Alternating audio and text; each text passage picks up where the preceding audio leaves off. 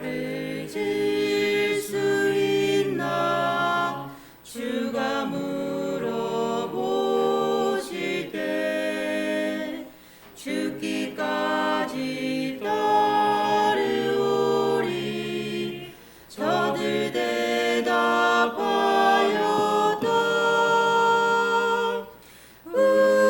우리의 심령 주의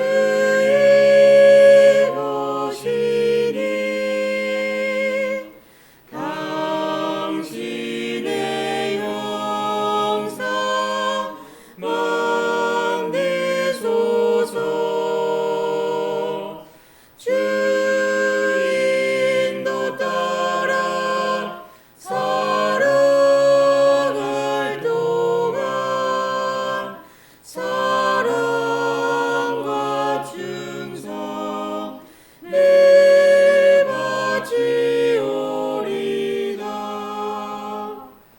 너는 기억하고 있나 구원받은 강도를 저가 회개하였을 때 낙원 허락받았다.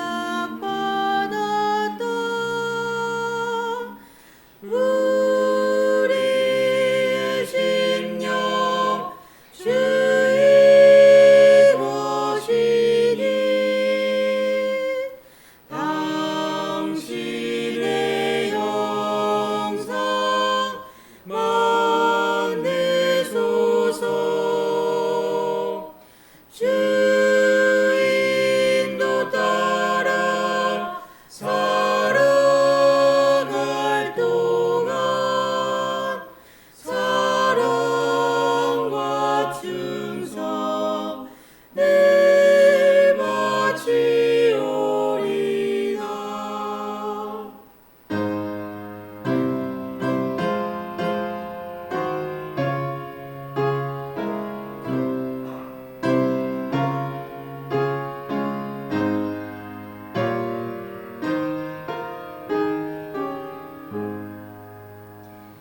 이런 일 다 할 수 있나 주가 물어보실 때 용감한 자의 날처럼 선뜻 대답하리라.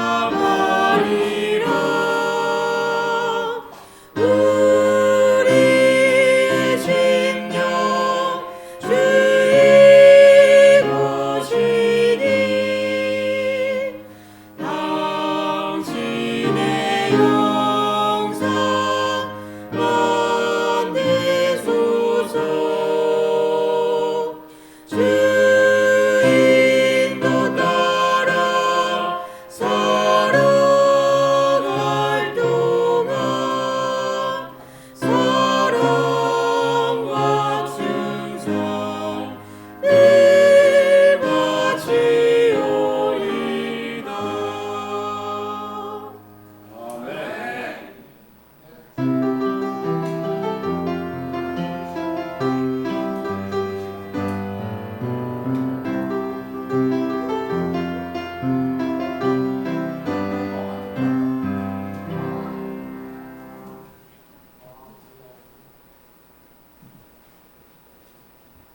친구들 안녕하세요. 오늘이 행복한 안식일인가요? 네, 왜 행복해요? 사탕을 먹어서? 하온이? 우리 도아 행복해요? 화이팅! 화이팅! 자, 선생님이 여기 비밀 상자에 뭘 넣었어요? 뭐가 있을까 궁금한데 뭘까? 사탕일까? 아니면 주스일까? 젤리일까? 종이? 봤어요? 봤어요? 어떻게? 근데 친구들 한 명만 보여줄 거야. 아, 두 명? 몇 명만 보여줄까? 그래, 김준. 근데 절대 비밀이야. 딴 사람한테 말하면 안 돼. 빨리 와. 자, 손. 봤어? 절대 말하면 안 돼. 비밀이야. 그다음 여자친구. 자, 아, 일로 와. 절대 보면 안 돼. 응. 자, 오늘 뭐야, 빨리 와. 자, 뭐지? 절대 말하면 안 돼. 알았지? 둘이 말하면 안 돼. 절대 비밀이에요. 자, 오늘은 누구일까요? 오, 메뚜기 봤어요? 선생님 비가 와서 메뚜기를 못 잡아왔어요. 자, 메뚜기 봤죠? 어디 있어요? 숲을? 어린이집에 있어요. 맞아요. 옛날 꿈내리 어린이집은 들판이었어요. 그래서 너무 많이 있었어요. 벌레도 많고 개미도 많고, 맞죠? 근데 빠르지만 절대 부딪히지 않는 대장 메뚜기의 신비한 능력과 말씀. 자, 넘겨주세요. 곤충 대장 메뚜기를 만나볼까요? 하나님 만드신 놀라운 메뚜기. 자, 몸의 구조는 어떻게 됐을까? 1번일까? 2번일까요? 맞춰주세요. 나도 몰라. 1번. 땡. 2번일까? 아유. 자, 정답은 뒤에 있습니다. 넘겨주세요. 자, 머리통. 자, 메뚜기는 기본 모양을 예쁘게 갖추고 있어요. 머리, 더듬이, 한 쌍, 겹눈이 있어요. 가슴은 세 쌍의 다리와 두 쌍의 날개가 있어요. 자, 변신의 천재 메뚜기. 자, 뜨겁고 건조한 지역에 살아요. 몸의 전체가 뭔 색깔일까요? 초록색일까요? 갈색이에요. 풀숲에서 어디든지 쏙쏙 숨어 있어요. 자, 여치 봤어요? 여치는 무슨 색깔이에요? 연두빛. 자, 연두빛 여치와 비슷해 보이지만 전혀 다른 친구예요. 자, 그다음. 자, 수백만 마리 메뚜기가 하늘을 막 날아가는데 서로 부딪힐까 안 부딪힐까? 안 부딪혀요. 왜? 특별한 능력을 하나님께서 주셨어요. 눈이 100개였을까? 아니야. 물체를 빨리 간지는 특별한 시스템이 있었어. 그게 과연 뭘까요? 자, 수백 마리 하늘을 구름을 덮치고 빠른 속도로 가는데 특별한 감지 능력이 있어. 0.5초 안에 내 옆에 뭐가 오는지 감지하는 시스템이 발동해요. 그래서 절대 부딪히지 않아요. 자, 넘겨주세요.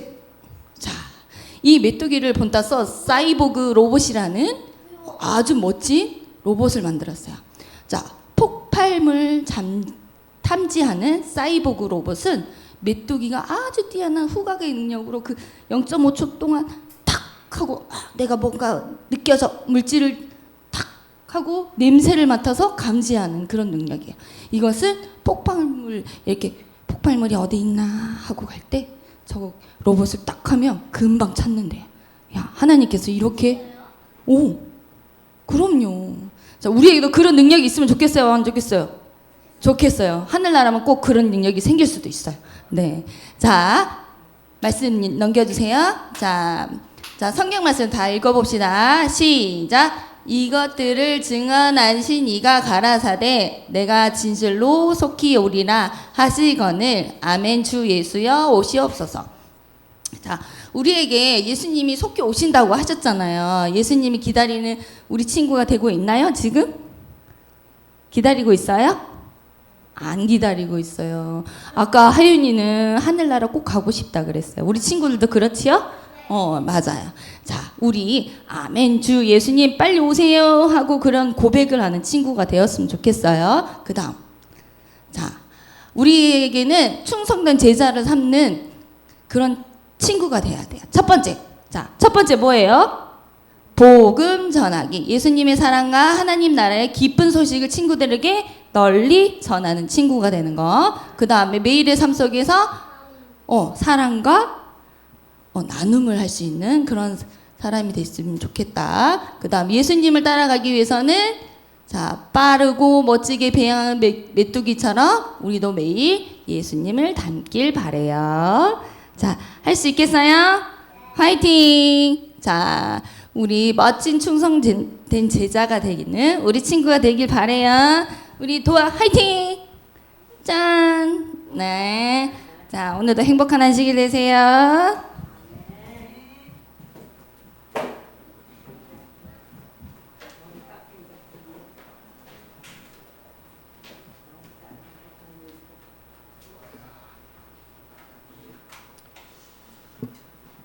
성도 여러분 안녕하십니까? 참으로 거룩하고 복된 안식일 아침, 주님의 성전에 모인 우리 직산교회 모든 성도님들을 진심으로 환영합니다. 한 주 동안의 고된 삶을 짊어지시고 또 분투하시느라 많이 애쓰셨습니다. 오늘 주님이 베푸시는 이 참된 안식 속에서 평안과 위로가 충만하시길 간절히 소망합니다. 오늘 여러분과 함께 묵상하고자 하는 하나님의 말씀의 제목은 무거운 멍에를 벗고 참된 안식으로라고 하는 제목입니다. 말씀을 나누기 전에 우리 하나님께 주시는 오늘 본문의 말씀을 함께 보시도록 하겠습니다. 오늘 본문은 구약성경 열왕기상 12장 4절과 10절 그리고 11절에 있는 말씀입니다. 먼저 4절의 말씀 우리 함께 읽겠습니다. 시작. 왕의 아버지가 우리의 멍에를 무겁게 하였으나 왕은 이제 왕의 아버지가 우리에게 시킨 고역과 매우 무거운 멍에를 가볍게 하소서. 그리하시면 우리가 왕을 섬기게 했나이다. 10절입니다. 시작. 함께 자라난 소년들이 왕께 아뢰어 이르되 이 백성들이 왕께 아뢰기를 왕에 붙이니 우리의 멍에 하라 하셨은즉 왕은 대답하기를 내 새끼 손가락이 내 아버지의 허리보다 굵으니라. 11절 시작. 내 아버지께서 내게 무거운 멍에를 매게 하였으나 이제 나는 너희의 멍에를 더욱 무겁게 할지라. 내 아버지는 채찍으로 너희를 징계하였으나 나는 전갈 채찍으로 너희를 징계하리라 하소서. 오늘 이 말씀을 통해서 오늘 우리의 영혼을 향하신 하나님의 음성을 듣고자 합니다. 먼저 시작하면서 한 이야기를 좀 말씀드리고 시작하려고 합니다. 우리가 잘 알고 있는 역사 속의 한 장면인데요. 1590년 이 조선의 선조 임금이 나라를 다스리던 시절이었습니다. 당시에 바다 건너 일본에서 심상치 않은 외교적 소문이 들려왔습니다. 도요토미 히데요시라고 하는 사람이 일본 전국을 피로 물들이면서 통일한 뒤에 곧이어서 이제 조선을 침략할 야욕을 품고 있다라고 하는 흉흉한 소문이었어요. 그래서 선조 임금이 그 진상을 파악하려고 일본의 통신사를 파견했습니다. 정사 황윤길과 부사 김성일 이 두 사람이 사신단으로 임명되어서 이제 일본의 정세를 샅샅이 살피고 돌아와서 임금에게 보고를 올렸습니다. 그런데 놀랍게도 이 같은 것을 본 두 사람의 보고가 정반대였어요. 이 정사 황윤길은 반드시 전쟁이 일어날 터이니 군사를 기르고 성을 쌓아서 국경을 철저히 대비해야 합니다라고 왕에게 간언했습니다. 그러나 부사 김성일은 절대 전쟁은 일어나지 않을 것이옵니다. 공연히 성을 쌓고 군사를 징집하면 민심만 흉흉해질 것입니다 라고 보고를 했습니다. 이 왕의 입장에서 한 사람의 보고는 듣기 몹시 부담스럽고 불편했지만 다른 한 사람의 보고는 아주 귀에 달콤하고 지극히 편안한 말이었어요. 우리가 역사를 통해 잘 알듯이 이 선조는 누구의 말을 택했습니까? 불편한 진실 대신 듣기 좋은 이 김성일의 보고를 선택하고 말았습니다. 그 결과 아무런 대비도 없이 불과 2년 뒤 이제 임진왜란을 맞이하게 되었죠. 7년 동안 온 국토가 불타고 수많은 백성이 무참히 학살당하고 조선 팔도가 그야말로 생지옥과 같은 그런 폐허로 전락하고 말았습니다. 역사를 돌아볼 때마다 왜 그런 어리석은 선택을 했을까 탄식하게 되죠. 만약 우리가 여러분이 그 자리에 왕이었다면 당연히 전쟁을 대비했을 텐데 왜 지도자가 눈앞에 안일함에 빠져서 그릇된 선택을 했을까 참 안타까운 마음이 듭니다. 그런데 여러분 이 뼈아픈 역사의 비극은 성경 속에서도 동일하게 등장하고 있어요. 오늘 우리가 함께 읽은 열왕기상 12장에는 하나님의 거룩한 나라가 둘로 쪼개지는 충격적이고 어리석은 그런 선택의 순간이 기록되어 있습니다. 열왕기상 12장 16절에 보면 그 비극이 비극적인 분단의 순간을 이렇게 전합니다. 온 이스라엘이 자기들의 말을 왕이 듣지 아니함을 보고 왕에게 대답하여 이르되 우리가 다윗과 무슨 관계가 있느냐? 이새의 아들에게서 받을 유산이 없도다. 이스라엘아 너희의 장막으로 돌아가라. 이 다윗과 솔로몬의 시대를 거치면서 이 찬란한 영광을 자랑하던 통일 왕국이 이제 남쪽 유다와 북쪽 이스라엘로 산산조각 나버리는 그런 장면입니다. 이스라엘 역사상 가장 비극적이고 씻을 수 없는 그런 아픔의 순간이었어요. 여러분, 그렇다면 한때 이제 하나였던 하나님의 백성들이 왜 둘로 갈라지게 되었을까요? 우리가 흔히 이 솔로몬의 아들 르호보암 왕의 어리석음 때문이라고 답합니다. 원로들의 그 지혜로운 충고를 버리고 이 젊은 신하들의 교만을 따랐기 때문이죠. 그러나 우리가 열왕기상 12장의 내용을 깊이 들여다보면 여러분, 이 왕국의 분열은 어느 날 갑자기 르호보암의 말 한마디로 터진 사건이 아니었어요. 그 분열의 깊은 그 상처는 이미 그의 아버지 솔로몬 때부터 시작되었습니다. 그리고 그 거대한 분열을 몰고 온 가장 근본적인 원인은 다름 아닌 이 백성들의 어깨를 짓누르고 있던 무거운 멍에 때문이었습니다. 열왕기상 12장 4절에 이제 북쪽 지파 대표들의 절규가 기록되어 있습니다. 왕의 아버지께서 우리의 멍에를 무겁게 하였으나 왕은 이제 왕의 아버지께서 우리에게 시킨 고역과 그 매운 무거운 멍에를 가볍게 하소서. 그리하면 우리가 왕을 섬기겠나이다. 이 북쪽 지파들은 처음부터 반역을 꾀하거나 나라를 쪼개려고 하지 않았습니다. 솔로몬 시절부터 수십 년간 짊어진 그 짓누르는 그들의 고역의 멍에를 제발 조금만 가볍게 해달라고 눈물로 간청했던 것이었어요. 원로 신하들은 왕이 오늘 백성을 섬기는 자가 되어 좋은 말로 대답하시면 그들이 영원히 왕의 종이 되리이다라며 이 지혜로운 권면을 했습니다.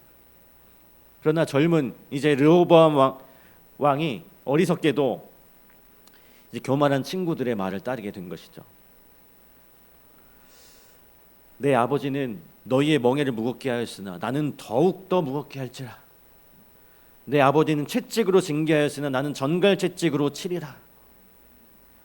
이 잔인하고 거만한 한마디가 백성들의 가슴에 대못을 받고 말았습니다.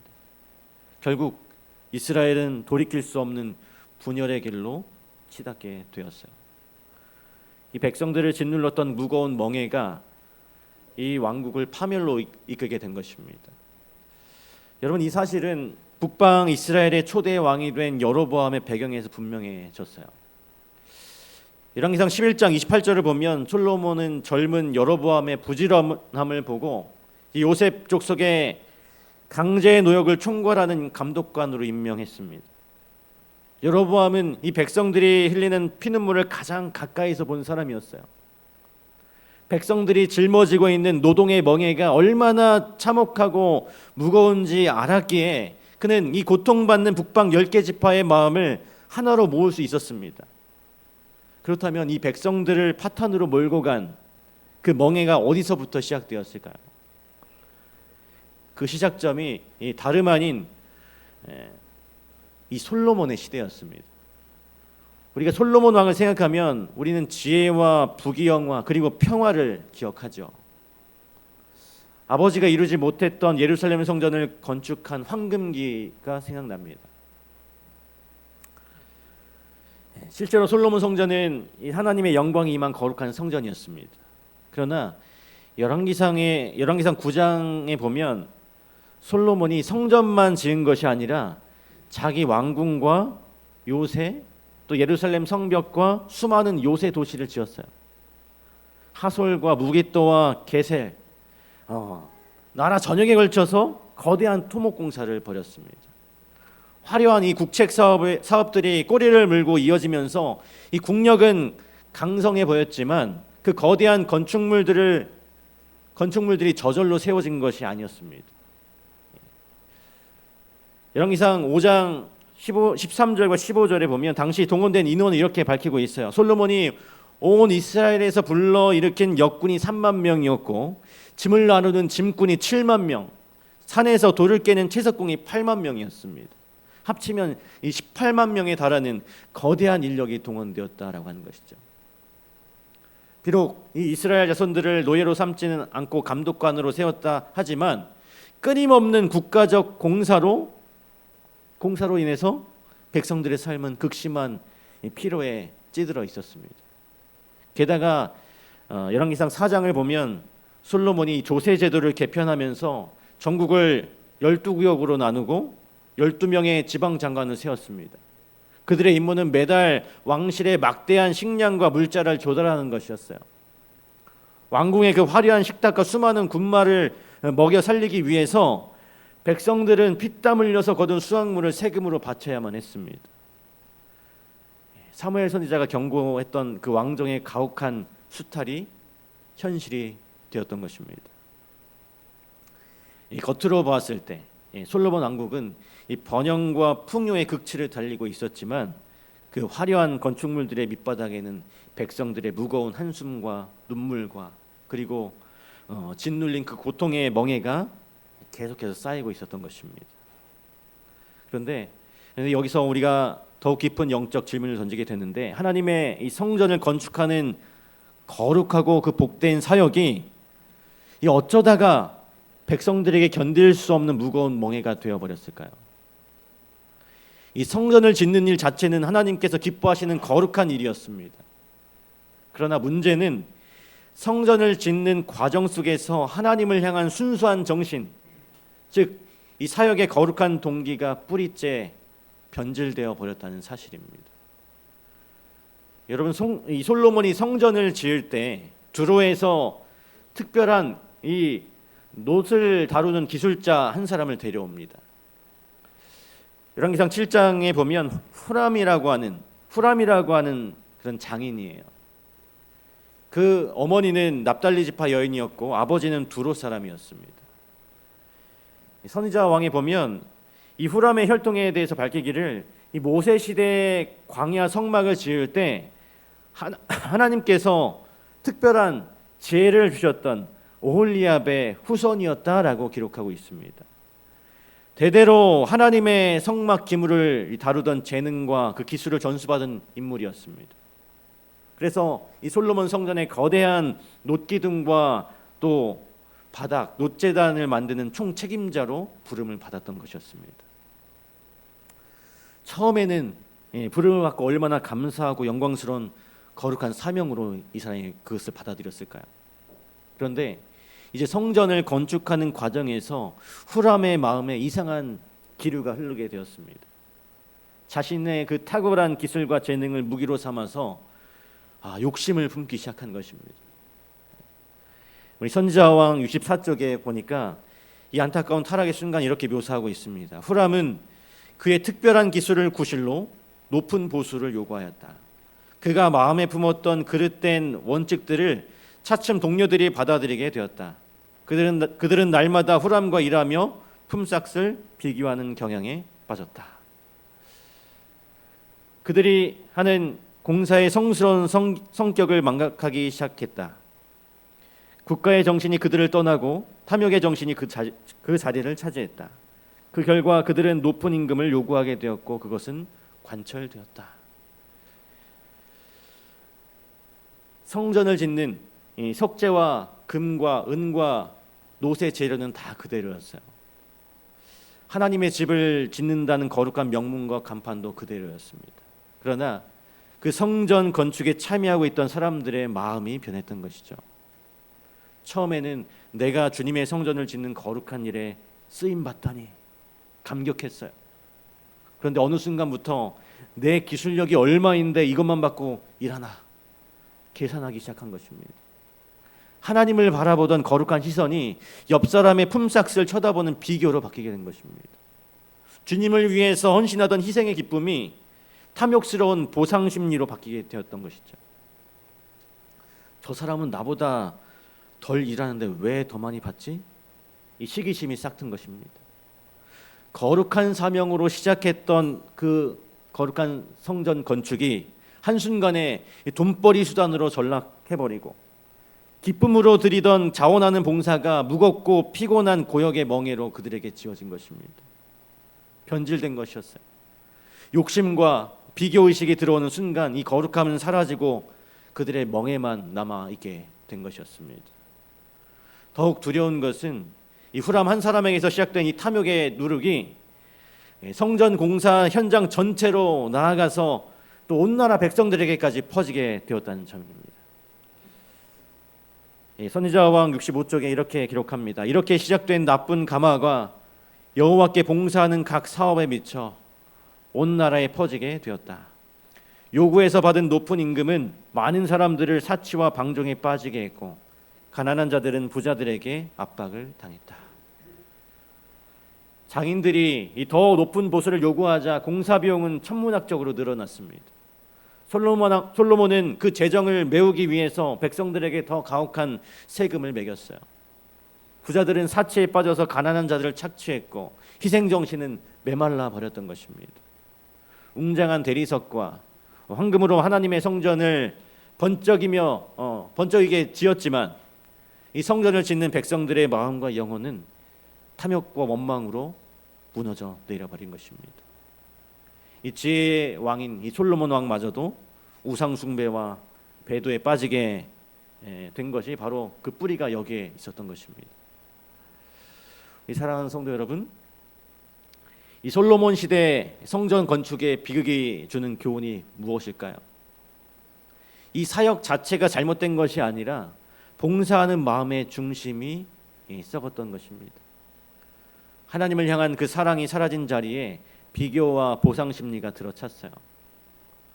내가 이 일을 하면 얼마나 인정받을 수 있을까? 내가 이만큼 봉사했는데 왜 사람들은 나를 알아주지 않는가? 나는 이렇게 헌신하는데 왜 저 사람은 손 하나 까딱하지 않는가? 이러한 계산과 비교의 마음이 우리의 심령에 슬그머니 고개를 드는 순간 우리가 드리는 모든 거룩한 봉사는 은혜가 아니라 무거운 멍해가 되는 것입니다. 기쁨으로 가득해야 할 신앙생활이 피곤하고 억울한 노동으로 전락하게 되는 것이죠. 하나님을 위해서 일한다고 말하면서도 실제로는 나 자신을 위해 일하고 하나님의 영광을 구한다고 하면서도 사람들의 인정과 칭찬을 갈구할 때 우리는 솔로몬 시대의 그 일꾼들처럼 무거운 자아의 멍에를 짊어지게 되는 것입니다. 교회 안에서 우리가 신앙생활하면서 교회 안에서 봉사하다가 시험에 들고 쓰러지는 이유가 무엇일까요?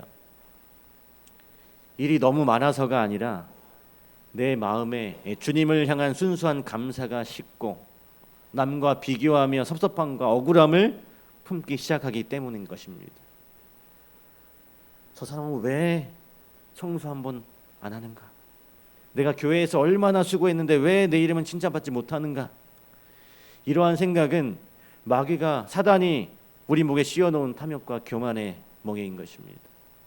그 무거운 멍에를 짊어지고 있으면 예배를 드려도 기쁨이 없어요. 봉사를 해도 마음이 평안이 없고 작은 일에도 쉽게 원망하고 분노가 터져 나오는 것입니다. 스스로 만든 그 무거운 멍에에 짓눌려서 영적으로 탈진하게 되는 것이죠. 사단은 언제나 이 거룩한 하나님의 사역에 비교라고 하는 그 독약을 뿌립니다. 남들보다 더 드러나고 싶어하는 마음, 남들보다 더 큰 대접을 바라는 마음이 하나님의 거룩한 제단을 자기 과시의 무대로 변질시키게 만드는 것이죠. 그런데 여러분, 오늘 성경은 우리에게 분명히 가르쳐주고 있어요. 하나님의 일은 세상의 거래가 아니며 주님 앞에 봉사하는 흥정이 아니라고 가르치고 있습니다. 십자가의 은혜에 감격하여 나를 드리는 거룩한 사랑의 응답이라고 가르치고 있습니다. 오늘 여러분들의 마음은 어떠하십니까? 주님을 섬기는 일이 정말 가슴 벅찬 감격과 기쁨으로 다가오고 계십니까? 아니면 억지로 끌려가는 무겁고 피곤한 짐처럼 느껴지고 계십니까? 만약 우리의 신앙과 봉사가 무겁게만 느껴진다면 오늘 이 안식일 아침에 내 마음의 중심에 이 후람과 같은 계산적인 마음이 들어와 있지는 않은지, 남과 나를 끊임없이 비교하며 스스로 멍에를 무겁게 만들고 있지 않은지 돌아보셨으면 좋겠습니다. 그렇다면 주님께서는 이처럼 스스로 무거운 멍에를 짊어지고 지쳐 쓰러져가는 우리들의 인생을 향하여 무엇이라고 말씀하고 계실까요? 오늘 마태복음 11장 28절로 30절에 주님의 위대한 초청이 우리의 가슴에 울려 퍼집니다. 수고하고 무거운 짐진 자들아 다 내게로 오라. 내가 너희를 쉬게 하리라. 나는 마음이 온유하고 겸손하니 나의 멍에를 메고 내게 배우라. 그리하면 너희 마음이 쉼을 얻으리니 이는 내 멍에는 쉽고 내 짐은 가벼움이라. 얼마나 따뜻하고 가슴 벅찬 복음의 약속입니까? 세상은 우리에게 더 높은 지위와 더 많은 인정과 끊임없는 비교를 요구하면서 우리의 목에 이 쇠사슬 같은 무거운 멍에를 씌워서 짓누르고 있습니다. 그러나 온유하고 겸손하신 우리의 구주 되신 예수님께서는 그 무거운 세상의 짐, 비교의 멍에, 인정받으려는 욕망의 짐을 다 내게 내려놓고 오직 내가 주는 은혜의 멍에를 함께 매자고 우리에게 부드럽게 초청하고 계신 것입니다. 여러분, 성경시대의 이 팔레스타인의 멍에는 소 2마리가 나란히 매는 쌍결이 멍에가 있었습니다.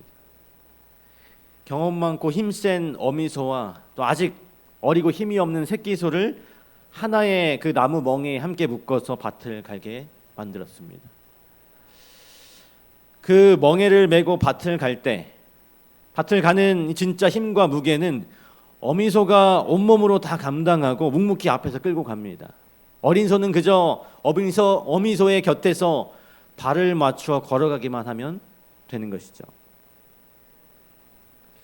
예수님께서 오늘 나의 멍에를 메라고 하신 말씀의 뜻이 바로 이것입니다.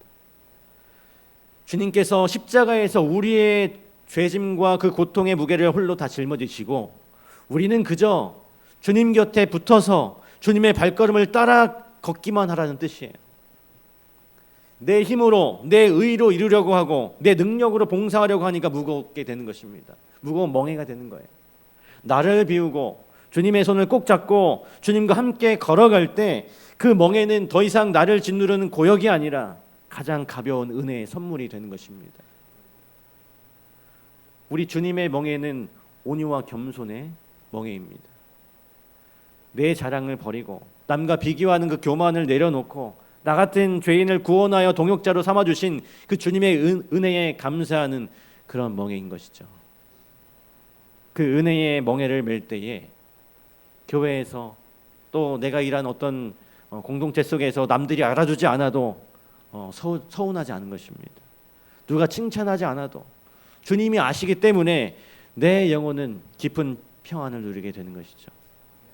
남들이 하기 싫어하는 굳은 일을 하면서도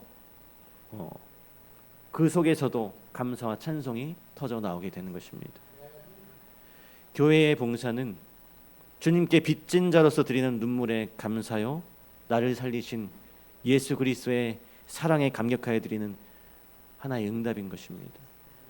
그것이 바로 주님이 말씀하신 쉽고 가벼운 멍에의 비밀입니다. 세상이 주는 멍에는 매면 맬수록 우리의 영혼이 메마르고 갈등이 생기지만 예수님이 주시는 은혜의 멍에는 매면 맬수록 참된 쉼과 자유가 주어집니다. 주님이 곁에서 나와 함께 멍에를 메고 함께 이끌어 주시기 때문인 것이죠. 오늘 우리가 지키는 이 거룩한 안식일은 바로 그 멍에를 바꾸어 매는 날입니다. 지난 엿새 동안 세상 속에서 짊어졌던 생존의 짐과 경쟁과 비교의 멍에, 인간관계의 상처와 무거운 염려의 짐을 십자가 앞에 다 내려놓는 날이에요. 그리고 온유하고 겸손하신 예수 그리스도의 품에 안기어서 주님이 베푸시는 하늘의 안식과 생명수를 값없이 덧입는 그런 은혜의 날인 것입니다. 안식일은 우리의 영혼의 멍에를 가볍게 풀어주는 주님의 선물이에요. 우리가 안식일에 성전에 모여서 예배드리는 것은 또 다른 종교적인 짐을 지는 것이 아닙니다. 내 힘으로 살아보려 발버둥치던 모든 그 수고를 멈추고 하나님이 내 삶의 참 주인이심을 인정하며 쉼을 얻는 시간인 것이죠. 스스로 지고 있던 그 통제권과 염려를 다 내려놓고 주님의 날개 밑에 숨을 때 우리의 심령 속에는 세상이 결코 줄 수 없는 하늘의 평강의 강물처럼 흐르게 되는 것입니다. 이것이 바로 창조주 하나님께서 안식일을 통해서 우리에게 주신 축복이에요.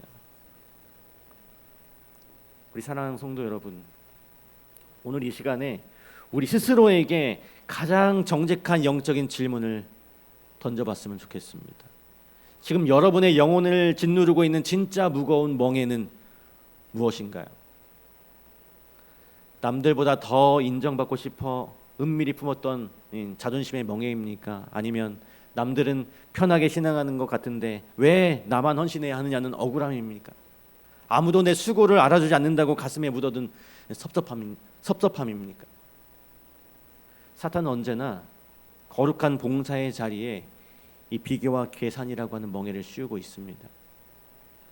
그러나 우리가 기억해야 할 것은 사람의 인정과 칭찬을 구하는 순간 봉사는 고역이 되고 남과 비교하는 순간 거룩한 신앙은 숨막히는 노예의 삶으로 변하게 되는 것입니다. 예수님께서는 우리를 종교의 무거운 짐에 눌려서 신음하는 노예로 부르지 않으셨어요.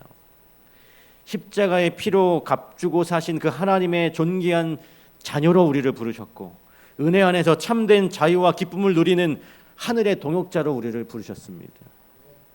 그러므로 오늘 이 거룩한 안식일에 십자가의 그 보좌 앞으로 다 나아가시기를 간절히 소망합니다. 솔로몬의 일꾼들이 짊어졌던 그 지긋지긋한 탐욕과 비교의 멍에를 오늘 이 자리에서 예수 그리스도의 십자가 밑에 완전히 벗어버리게 되기를 간절히 바랍니다. 우리가 무거운 그 자아의 멍에를 십자가 앞에 내려놓는 바로 그 순간 온유하고 겸손하신 예수님께서 우리에게 다가오셔서 당신의 가벼운 멍에를 얹어 주실 것입니다. 그 멍에는 억압의 쇠사슬이 아니라 주님과 영원히 동행하는 사랑의 결속이라는 사실입니다. 그 성경시대의 쌍결이 멍에를 다시 한번 여러분 마음속에 깊이 그려보시기 바랍니다. 멍에에 거친 그 무게와 밭을 가는 진짜 힘은 전능하신 우리 주님께서 다 감당하실 것입니다.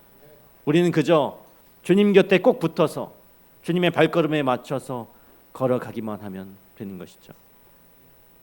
온 우주를 창조하신 그 만왕의 왕 되시는 예수 그리스도께서 오늘 여러분의 곁에 계십니다. 그 강하신 주님이 나와 같은 그 멍에를 메고 앞서서 우리의 밭을 갈아주고 계시는데 우리가 무엇을 두려워할 수 있겠습니까? 주님의 은혜의 멍에를 메면 남들이 나를 알아주지 않아도 서운하지 않습니다. 가장 낮고 가장 굳은 자리에서 땀 흘릴지라도 가슴속에 하늘의 찬양이 터져 나오게 되는 것입니다. 이것이 바로 주님이 약속하신 쉽고 가벼운 멍에의 놀라운 비밀인 것입니다. 오늘 우리가 지키는 이 안식일 바로 그 참된 해방을 선포하는 날이에요. 내 힘으로 내 의로 이루려고 했던 그 헛된 발버둥을 멈추고 온전히 주님 품에 안기시는 우리 모두가 되길 간절히 바랍니다. 오늘 우리 직산교회가 이 은혜의 멍에를 함께 매는 공동체가 되었으면 좋겠습니다.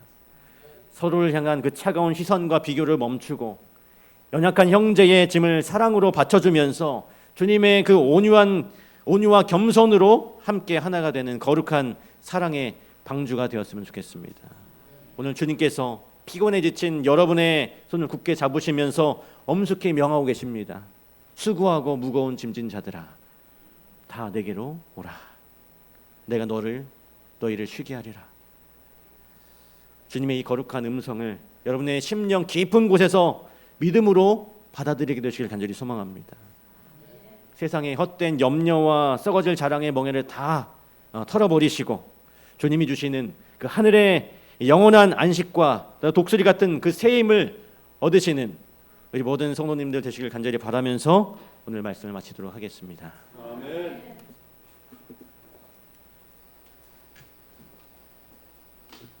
말씀을 생각하시면서 마친 찬미 438장입니다.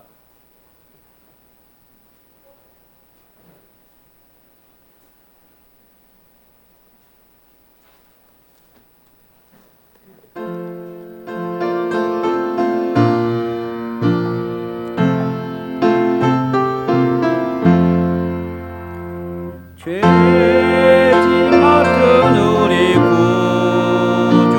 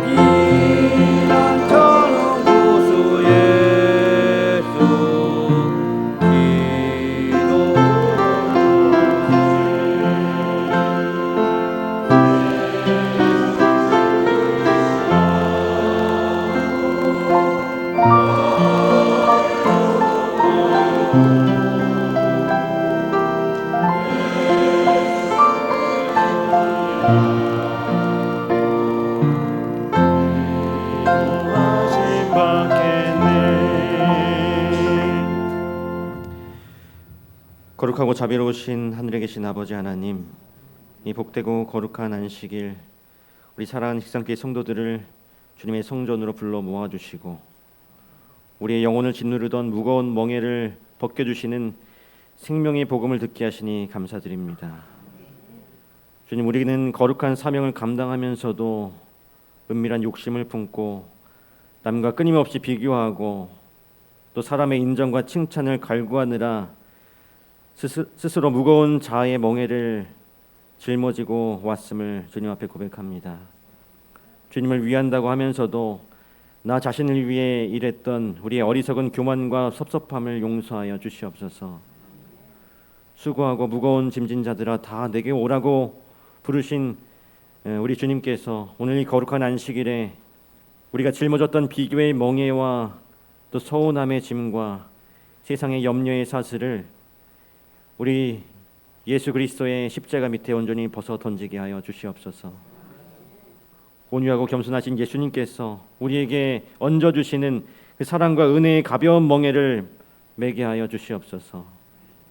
우리 곁에서 꼭 붙어서 친히 우리의 모든 무거운 멍에의 무게를 감당해 주시는 그 주님의 발걸음에 맞추어서 기쁨과 감사로 동행하는 신실한 주의 자녀들이 될 수 있도록 도와주시옵소서. 우리 모든 직산교회 성도들이 서로를 향한 차가운 시선과 비교를 멈추고 지친 형제의 멍에를 사랑으로 함께 받쳐주고 십자가의 은혜에 빚진 자로서 기쁨으로 헌신하는 따뜻한 사랑의 방주의 일원들이 될 수 있도록 주님 도와주시옵소서.